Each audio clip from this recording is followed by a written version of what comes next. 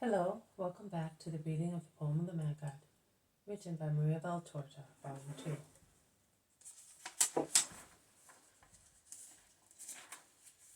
Chapter 245, Part 2, in the Synagogue at Nazareth on the Sabbath. O cheerfulness and strength of the poor in spirit, you really deserve that man may say, "How can I accept to become king in the inferior part, if by forming an alliance with you, I lose my internal strength and joy, heaven and its true royalty,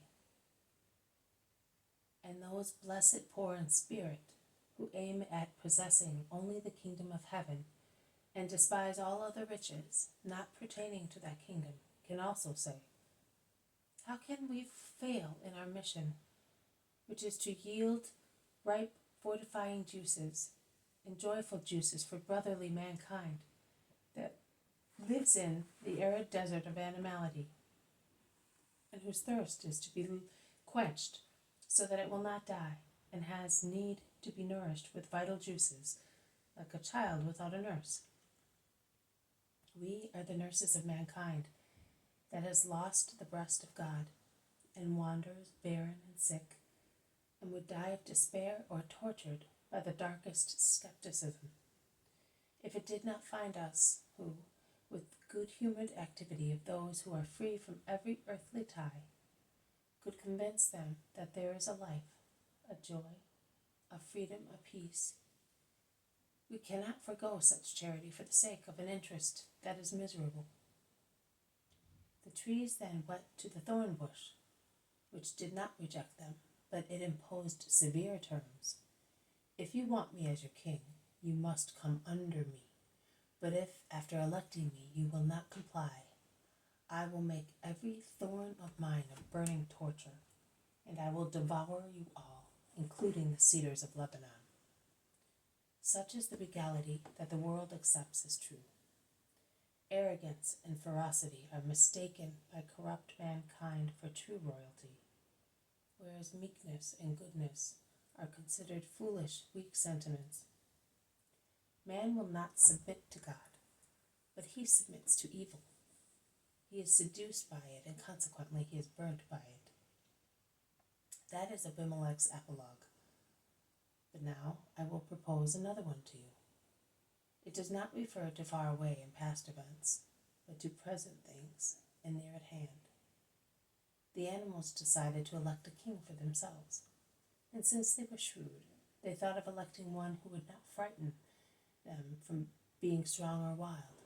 So they discarded the lion and all felids. They said they did not want rostrate eagles or any other kind of bird of prey. They did not trust the horse, which, with its speed, could reach them and see what they were doing. And they trusted even less the donkey, which they knew to be very patient, but also subject to sudden rage and equipped with powerful hooves. They were horrified at the idea of having a monkey as their king, because monkeys are too intelligent and revengeful.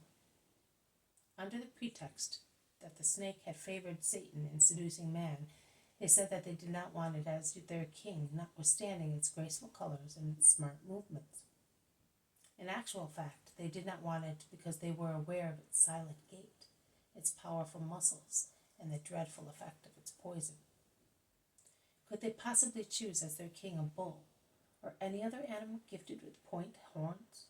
Never. Also the devil has them, they said, but they were thinking, should we one day rebel, it will wipe us out with its horns. After so much discarding, they saw a little fat white lamb hopping merrily on a green meadow, butting his mother's round udder. He had no horns, and his eyes were as meek as the April sky.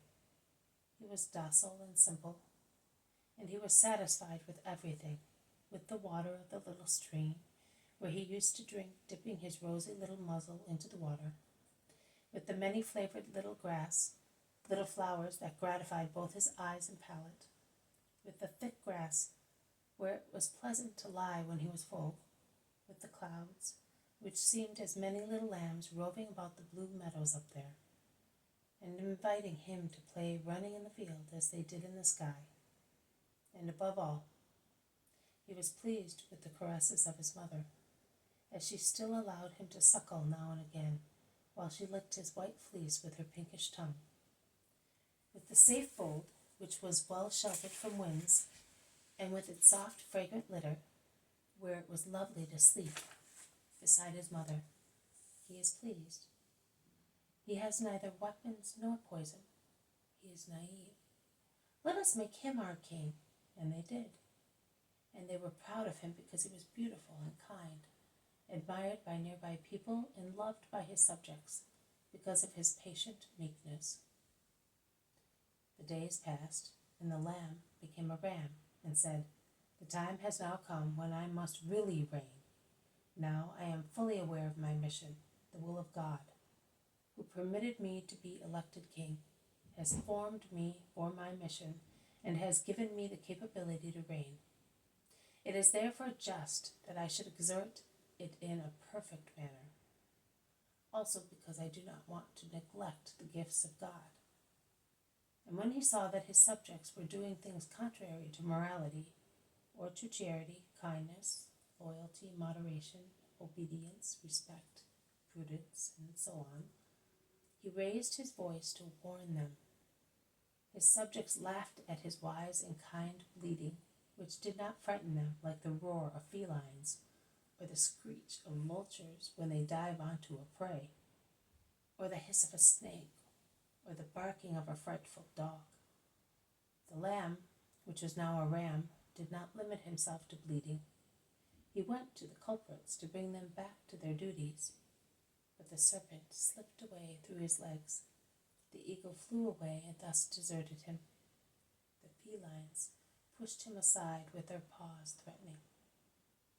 For the time being, our soft paws are only pushing you aside, but see what is in them? Claws.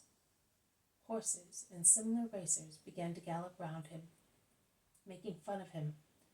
Strong elephants and other pachyderms pushed him about with their trunks, while monkeys threw objects at him from tree tops. This has been a reading from the poem of the Man God, written by Maria Valtorta, Volume 2, Chapter 245, Part 2, in the Synagogue at Nazareth, on the Sabbath. Thank you for listening. I will see you tomorrow. May God bless you, and may peace be with you.